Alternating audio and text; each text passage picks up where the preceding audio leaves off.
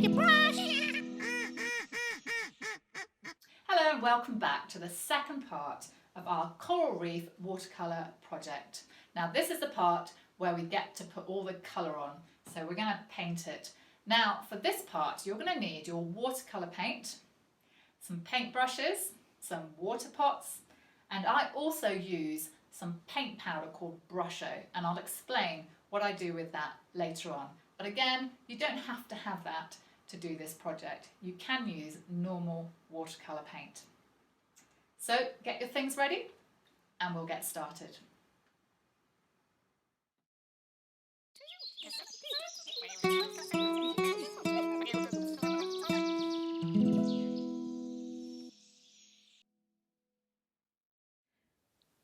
So I'm ready to do my painting now, to put all the lovely colour on. I can tell that my masking fluid that I put on in part one is now completely dry because it's all rubbery when I touch it. So I've got 3 different paintbrushes ready.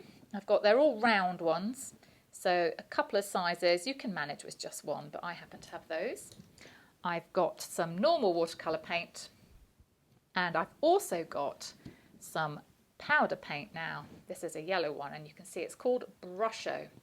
And what it is it's really, really powerful powder actually. You take a tiny bit out and you mix it with water, and that way you can pre-mix a lot of different colours that you might be using later. So later on when we put the sea in, I'm going to need quite a lot of blue. So you can see I've mixed quite a nice big puddles of different colours. So I've got turquoise, I've got a darker blue which is called an ultramarine, I've got a yellow, and I've made a greeny colour by mixing a bit of that into a bit of that and putting it over here.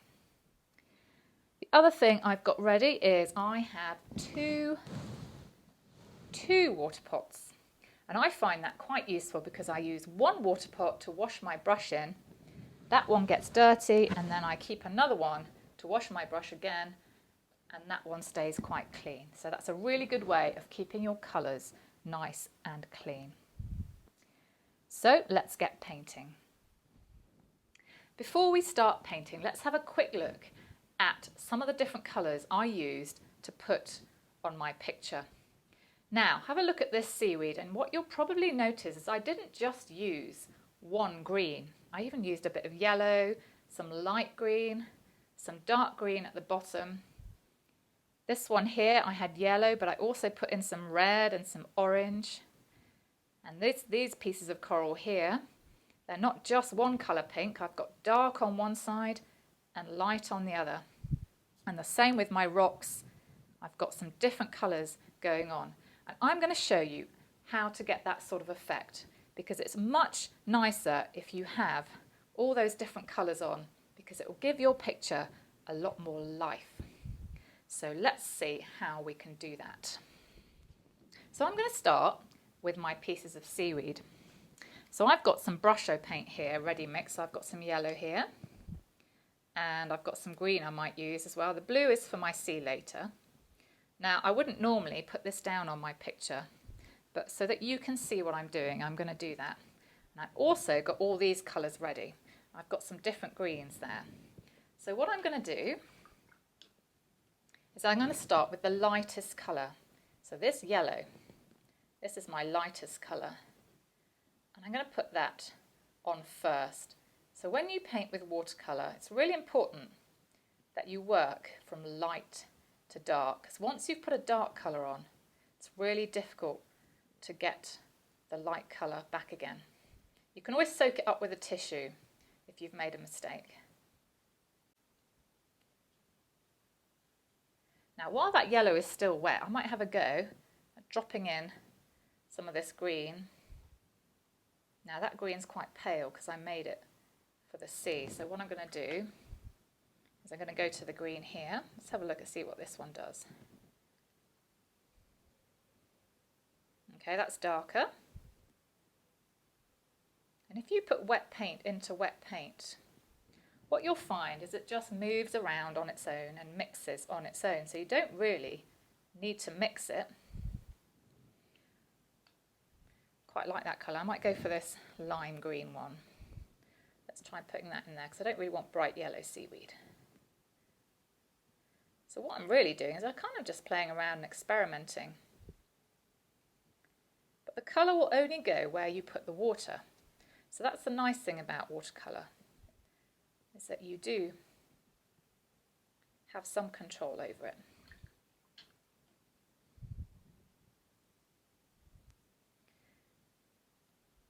So you can watch as I do these seaweed, and what you'll notice is that as I get to the bottom, I'm going to make it darker because it's going to be much shadowier down here than it is up here.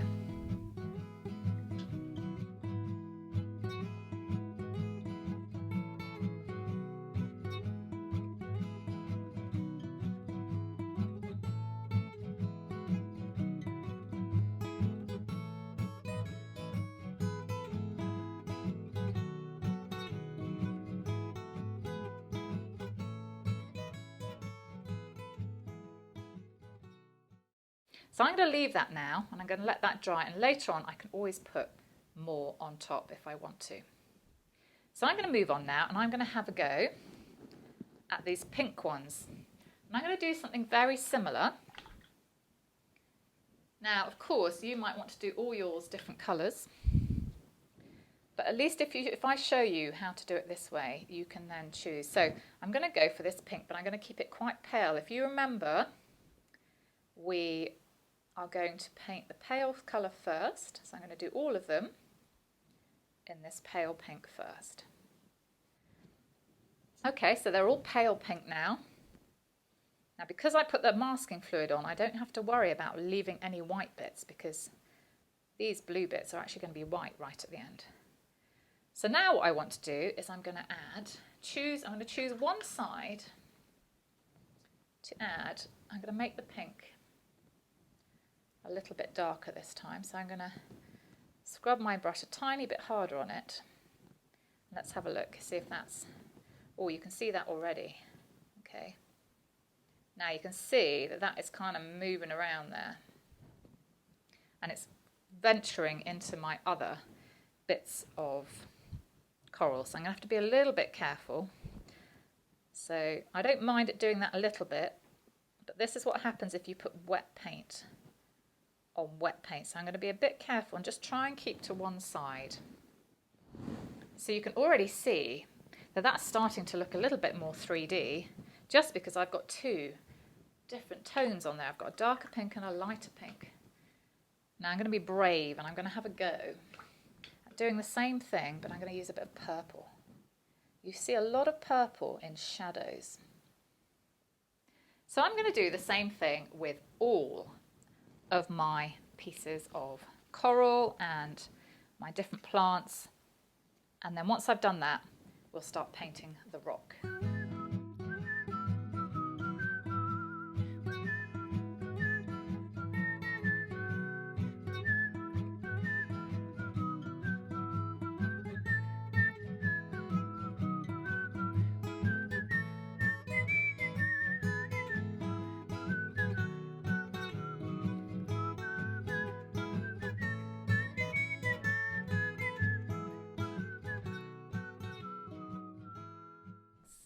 So now I'm going to move on and I'm going to do my crabs, my fish, my turtle, and then we'll do the rocks. So obviously you can paint anything, any colour, and I think one thing I probably forgot to tell you is that you can paint straight over masking fluid. That's why it's there. It's going to keep your white paper nice and safe.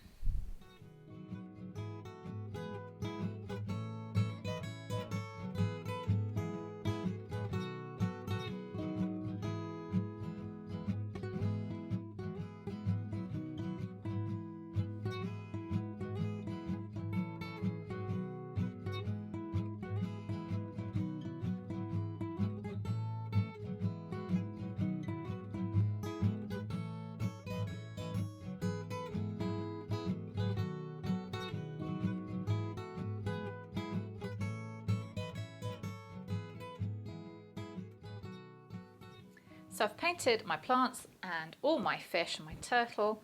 I'm going to paint my fisherman and my boat, and then that will be a good time to have a break and let this section dry.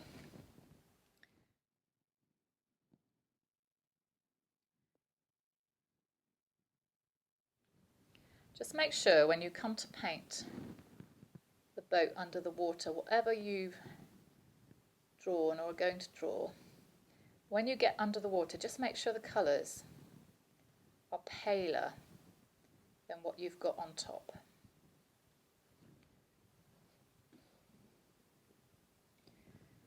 So I think I'll give my fisherman a straw-coloured hat.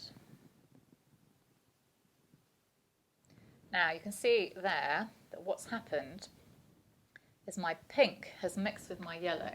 I don't really want that to happen, so I'm going to get a tissue and I'm going to hold it down really tight and pick it up. And what you can see is that I've managed to pick up most of the colour. So I've rescued that little bit, and what I might just do is let that dry for a second, and I might come back to that later on, because what I don't really want the red and that to mix. So I'm going to leave that, and I'm going to get going with my rocks. So I'm going to find I've got a slightly bigger paintbrush because I've got quite a large area to fill. Now, just as you noticed there, what you've got to be a bit careful of is making sure that your plants aren't soaking wet, because once you put the rock colour on, if you touch wet paint next to wet paint, they're like magnets and they'll just mix together and you'll get colours that you didn't plan to have, just like what happened up there. So again, on my rocks, I'm going to work from light to dark. So I'm actually going to start with this really pale colour. And I'm just going to paint it all on. Now I'm going to do exactly the same as I did with my plants. I'm going to start, once I've done my pale colour, I'm going to dab in some other rocky colours like some browns and some greys.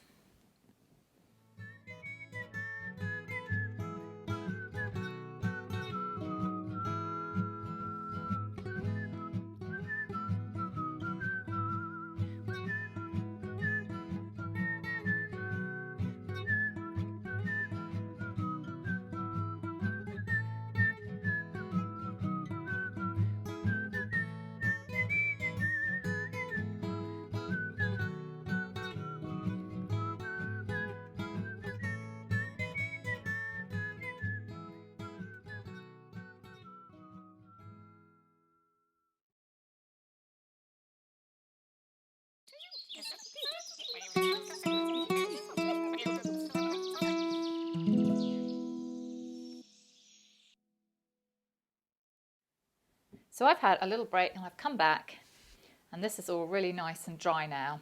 So I'm ready to get on and do the sea. Now let's have a quick look at what that's gonna look like. Now, my picture won't look like this one. It will look different every single time I do it. So we're going to have two colours going on in our sea. You can kind of see the turquoisey colour and a greeny colour. So what I've done is I've got those colours ready. All my sea colours are ready. So I've got turquoise, I've got that greeny colour, which I've used these two colours to mix, and then I've got my darker ultramarine. And it's really important that you have all those colours ready. And if you're using normal watercolours, you just want to make yourself a nice, good puddle so that you've got plenty to use and you don't run out halfway through. Now, it's also good to test your colours, especially if you're mixing them, test them on just a spare piece of paper. So these are the two colours, that's my green and blue, and you can see how nicely they're going to mix together, and that's my dark blue. So I'm quite happy with those, so I'm ready to paint. And make sure you've got some nice clean water and a biggish brush, because you've got quite a lot to paint. Now I wonder if you can see just the very surface of my water. I've left some little white bits, and that's because I just wanted to give the impression of, you know, just those white ripples on the surface of the water, and then it gets a bit more blurry as we go underneath. So I'm going to be using two different techniques. So I want you to watch carefully as I do that. So here I go. Let's go and put this over here.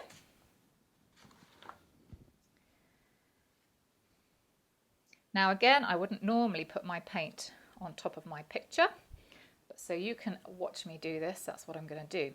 So just up here, I'm going to start with my paintbrush, just putting in some lines along the surface of my water, making sure at the top of my water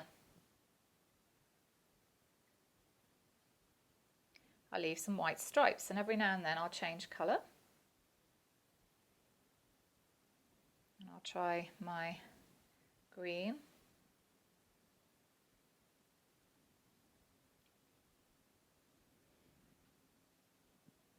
So you're going to do this right across the surface. And you can kind of crisscross every now and then as well. And you can go right across your boat.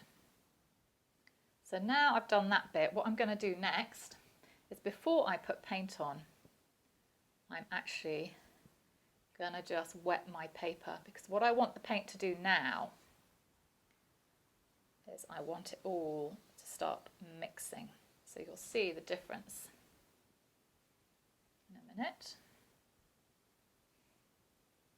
Okay, so each time I put paint on, so now you'll see how the paint moves very differently, and I'm going to mix the two together.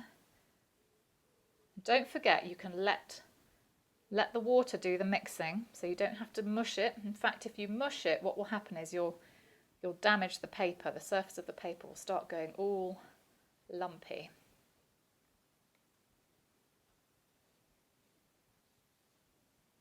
And when you get to a dry area, go back with some water.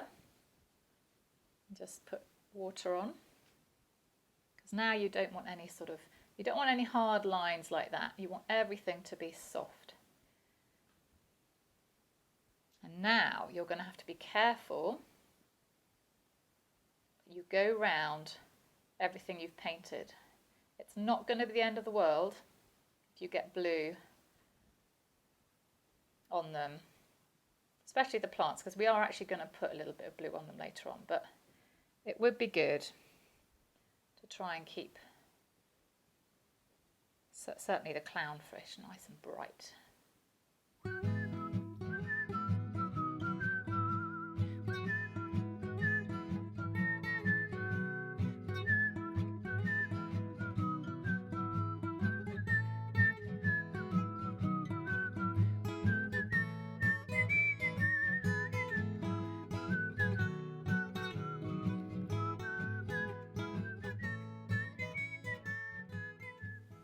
You can also paint over your shark, because he's in the distance.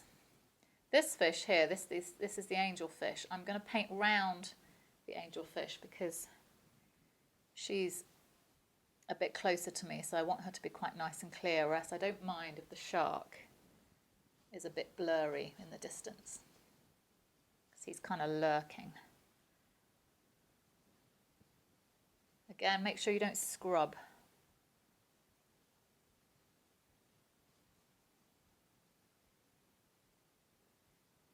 If he disappears completely because you've done him so faint, what you can do, once the sea is dry, you can paint some more shark colour on him.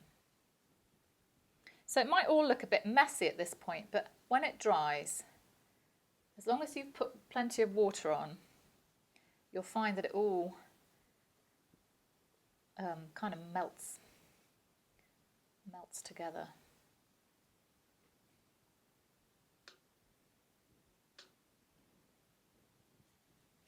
Not sure melting is quite the right word actually, but blends, I think that's the word I was looking for. It blends together.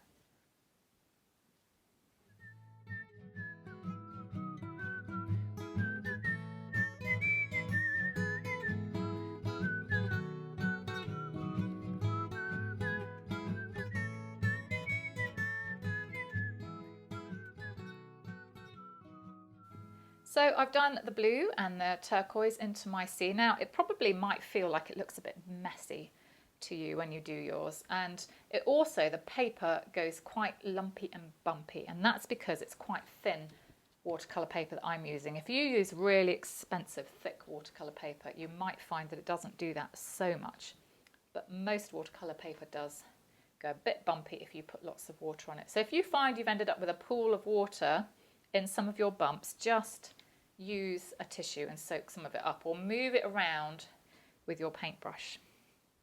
So the next thing I'm going to do while this is still damp, I'm going to use my ultramarine, I can't even say it, this dark blue, and I'm going to put it on top. So I'm going to start in my cave.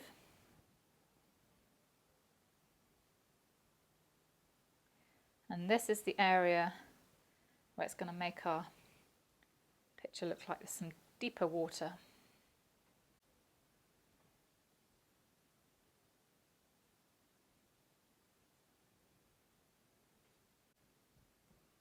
And I'm also going to use this colour to go along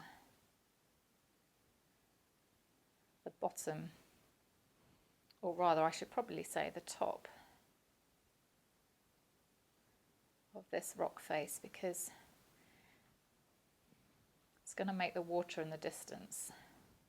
Oops, that's the wrong colour. I started putting the wrong colour back on here. That's the colour I want. You see? I make lots of mistakes all the time when I do pictures, but sometimes mistakes work out fine, sometimes they don't. That's quite normal, isn't it? Now it's quite important that you do this bit while your sea is still wet, because you want it to blend together.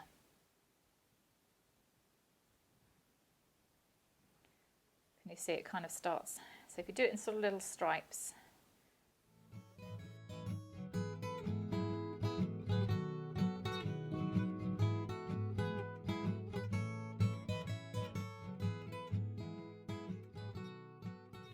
Now I'm also going to use this colour, and I'm going to put a few shadowy areas.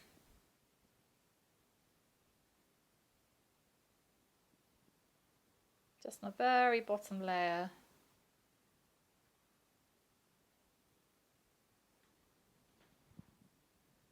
Just of my rock face. Now the other thing you can do with this is near the bottom you can put in some more seaweed.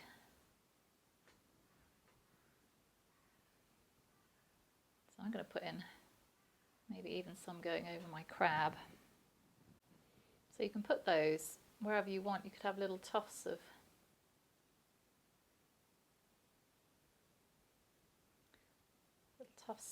seaweed, or so have fun with that, and you can do as little or as much as you like. And what we're going to do is wait. Again, I know there's a lot of waiting for things to dry in this picture, but there always is with art. So we're going to wait for this to dry. Now it's really important that this bit is completely dry before we do the last little section. So the last little bit for this picture, let me have a look. It's going to be these fish. We're going to put those in, and then we're going to do the sky. And then after that, we can tidy any other areas up, and then there'll be more waiting for your picture to be completely and utterly dry, and then you get to take these bits off and then put any more pen back on again. So you need a lot of patience for art, but hopefully you'll end up with a fun result.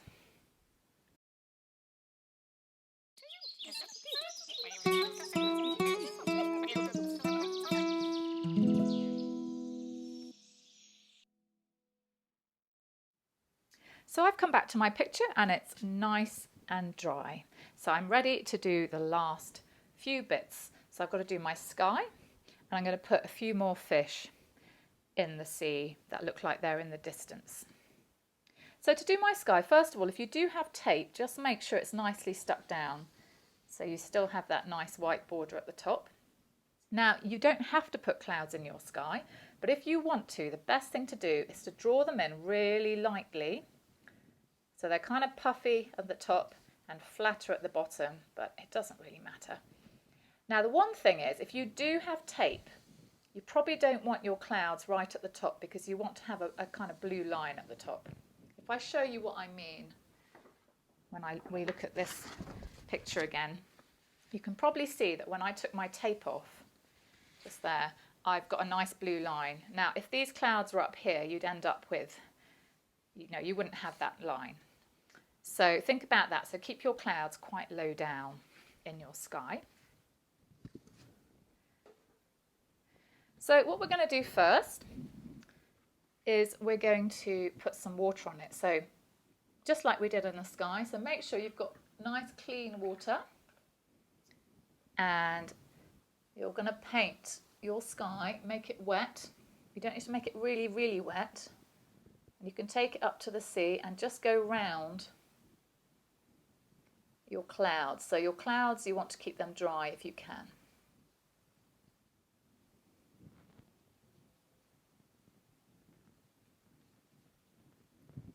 Okay, so that should do the job. Now, like I said, your sky is a bit of an adventure. You never quite know what's going to happen. So have a piece of tissue ready just in case you have a disaster and you need to quickly mop it up. So I'm going to start at the very top, and I'm going to put a very thin, I'm going to use my dark blue that I had for the sky, not the sky, dark blue I had for the sea. And I'm going to put that right at the top.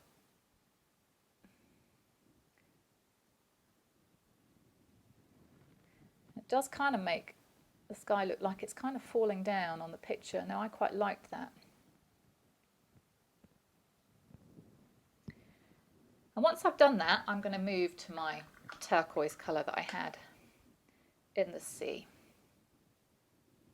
And I'm just going to start putting that in. And what it will do is you'll notice that when it gets to your cloud shapes, as long as your clouds have stayed fairly dry, it will stop.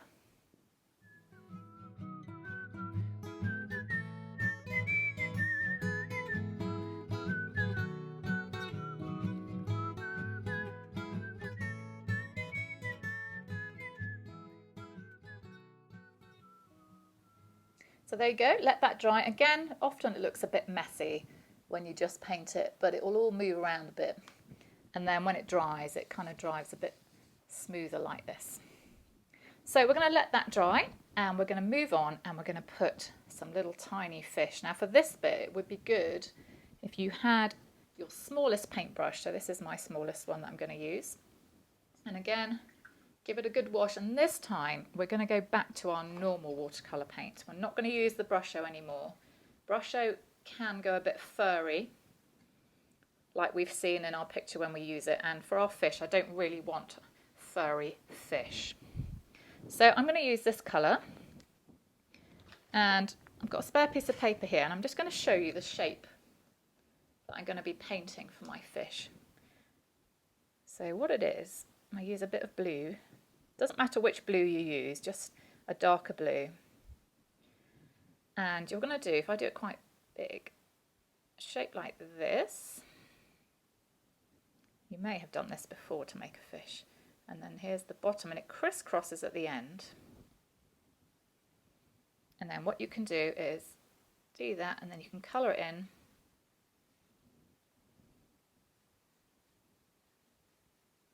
And then depending on what angle you are seeing the fish, you can leave it like that, or you can put in some little fins. And any other, you can put in a tiny eye if you want to, and some more fins. But remember that what you're doing is you're doing a fish that's in the distance. So you really don't need to think about lots and lots of detail. So let's have a go. So I'll put this fella over there. Now the other thing to think about, in my picture I imagined my fish swimming down because I've got this wave. So have a look at your picture and work out, which direction your fish might be swimming in. So I'm going to have them coming down like that. So I'm going to keep them quite small.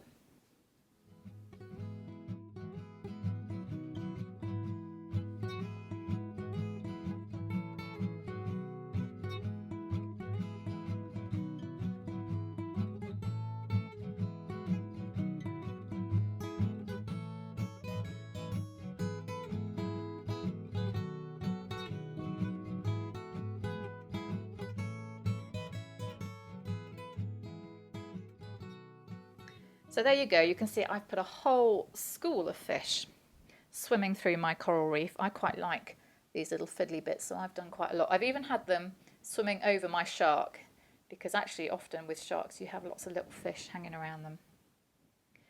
So have fun doing that bit, and there's only really one more thing to do, which you don't have to do if you don't want to. I'm just going to go back to my big paintbrush, and I'm going to go back to my turquoise colour from my brusho, the sea colour, and what I'm going to do is I'm just going to have some marks. This will make it look a little bit more underwater in your picture, but again, you don't have to do this, so you can watch what I do and decide whether you like the effect or not, because you might not.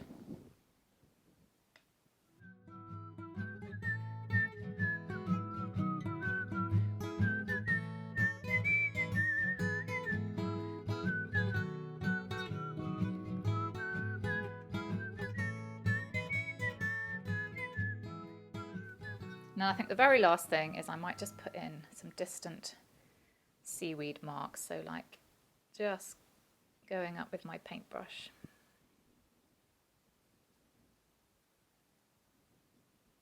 Now, like anything with paintings, you can stop at any stage. It can be difficult sometimes to know when to stop with a picture. When is it ready? And that's really up to you. So I think I'll stop there. I'm quite pleased with that. And I have to do one more bit of waiting. It won't be too damp, but just before I do the exciting bit of taking off all the masking fluid. It's really, really important that your picture is completely dry to do that, because you don't want to ruin it at this point when you've got this far. So if you can, it's almost best to leave it overnight and do it the next day.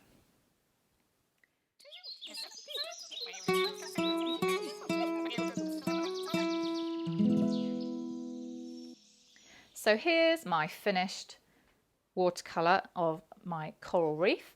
And what I did to finish it off was I started to take off my masking fluid. Now I've done all of it. I've just left one little bit to show you how to do it. So what you can do is get a rubber, make sure your picture is completely dry. Now that is really, really important, because otherwise you'll rub the paper away. So even if it's a little bit damp, just wait for it to be really, really crispy dry. So what you then do is you can go to the place where you put your masking fluid on, and with a rubber, try and get a clean rubber. You just rub gently. I mean, you can actually rub quite hard. I'm rubbing quite hard here. And what you can see is it coming off the paper and leaving those lovely white marks. So you can go around your drawing, find all those bits. You can peel it off with your fingers as well. A couple of other things I did, I took off my tape. Now be really careful when you take that off, because sometimes it can take the paper off a little bit. And then the other thing I did is I put in a few seagulls. They always like hovering around fishing boats in case there's any nice dinner for them. And then I put a tiny bit of extra grey on my shark, because he'd kind of disappeared just a little bit too much. So there we go. So I really hope you enjoy doing your coral reef watercolour project, and we love seeing the pictures you've done at home. So find us on Facebook and post your picture there, or you can send it to us, and you can find us at www.shedloadsoffun.com. And you can check out all our other projects there as well, because you might enjoy those too.